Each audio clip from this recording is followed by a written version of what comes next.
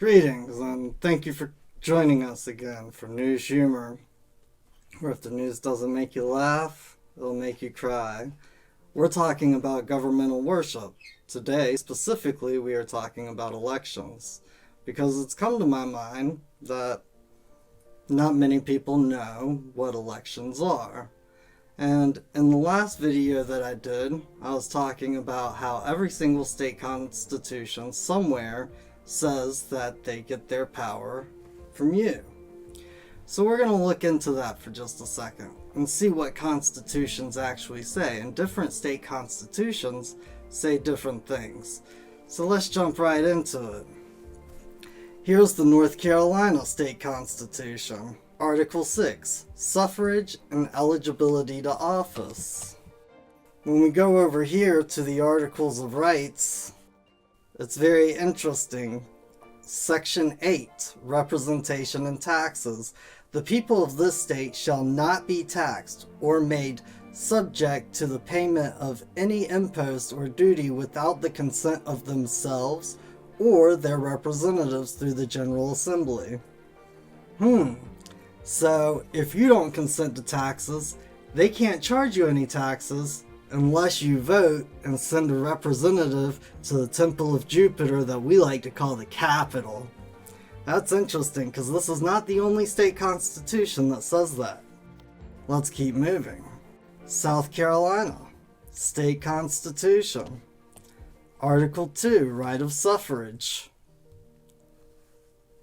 New York, State Constitution.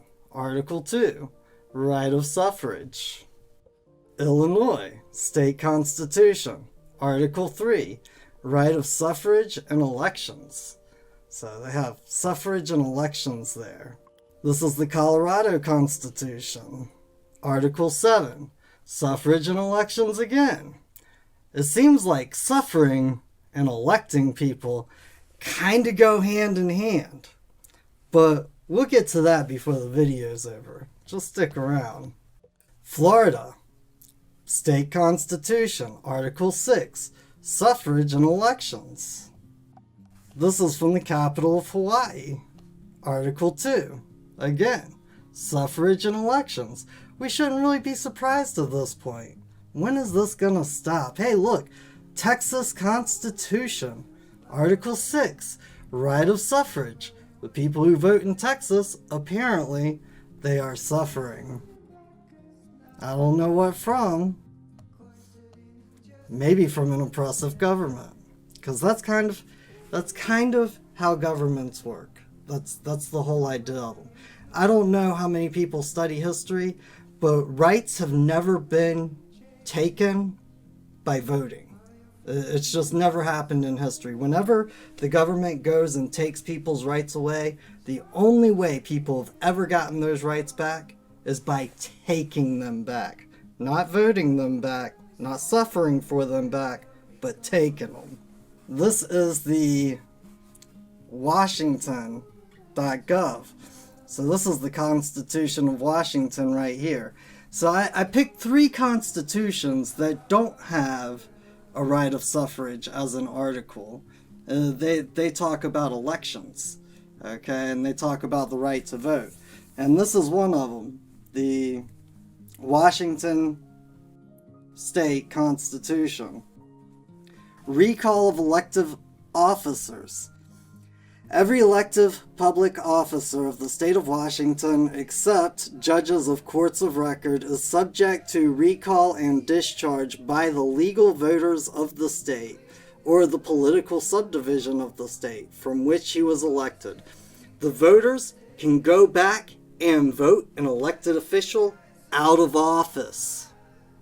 They don't have to suffer under that elected official, which is probably why they don't have suffrage in this Constitution. I mean, just a wild guess. Right here, elections and elective rights. This is still a Constitution of Washington.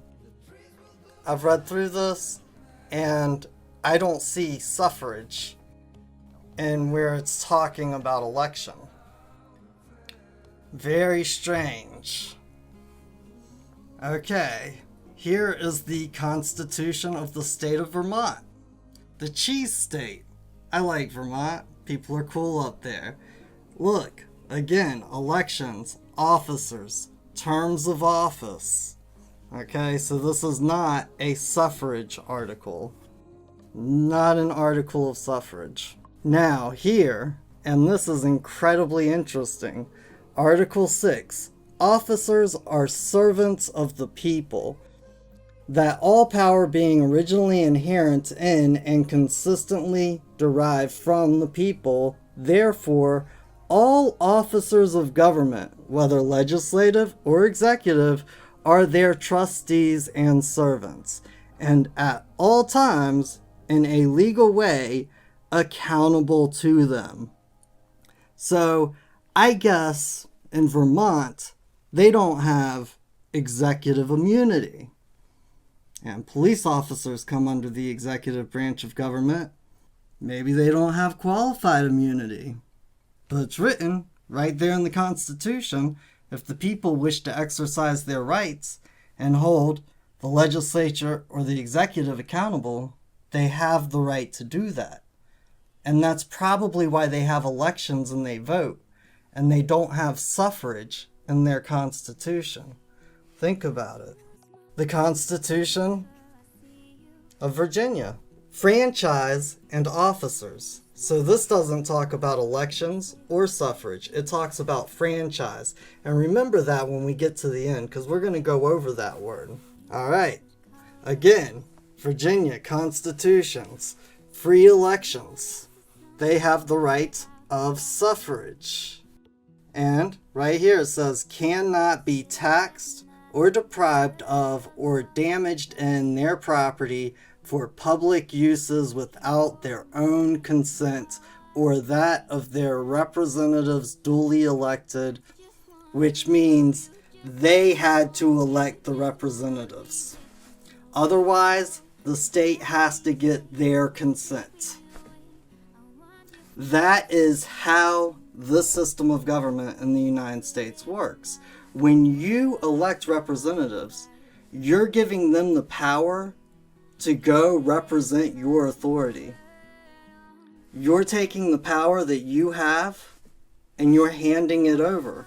And most times to people who are completely unaccountable, don't do anything in your best interest, sell their souls to the corporations that finance their campaigns, and I don't know if I trust them with that power. If you don't trust them with that power, it's not enough that you just don't vote. You have to write to the Attorney General, which is the general attorney for the elected officials, and you have to tell them, these people are your clients. Legally, they're your clients, and I wish to fire them. If they believe that they represent me or my interest, they're sadly mistaken. Okay, now, let's get back to some of these words. Now, you're saying, John, suffrage isn't spelled like suffer with the suffix age, like age, like suffer age. But right here, Library of Congress, that is exactly how they spell it when they're talking about the suffrage statue. And if you don't know about statues in the Capitol, I'd suggest that you go watch the first two videos I made about governmental worship. So what does suffer mean? Well, right here, Webster's 1828 dictionary, to endure, to support, to sustain, to allow, to permit, not to forbid or hinder, to undergo, to be affected by. I thought suffer might have meant something different. Now, let's just say we go along with your whole, well, that's the wrong word. You're not talking about the right word, John. You gotta take out the E. And it's suffrage, not suffrage. Alright, let's go to that word. Second definition. United voice of persons in public prayer. Remember, they need you to worship them. They gotta be worshipped. Suffrage, united voice of persons in prayer. Petition, in a general sense, a request, supplication, or prayer. When you petition, you are praying to the government for them to do what you wish for them to do. Suffrage, again, intercessory prayers or pleas on behalf of another. Suffrage, you are praying to them and pleading with them for them. Kind of crazy, but it's a little bit insane. Now, remember that word franchise I was talking about? Because this is really interesting. They talk about that in the Virginia Constitution. A particular privilege or right granted by a prince or a sovereign to an individual or to a number of persons as the right to be a body corporate. Basically a government. So, if they get that right from the sovereign, then the elected franchise, the voting franchise, you would be that sovereign individually. Thank you for your time. I hope you've learned something. If you have learned something, leave a like, share, subscribe, comment. And I'll see you next time. Bye. Bye.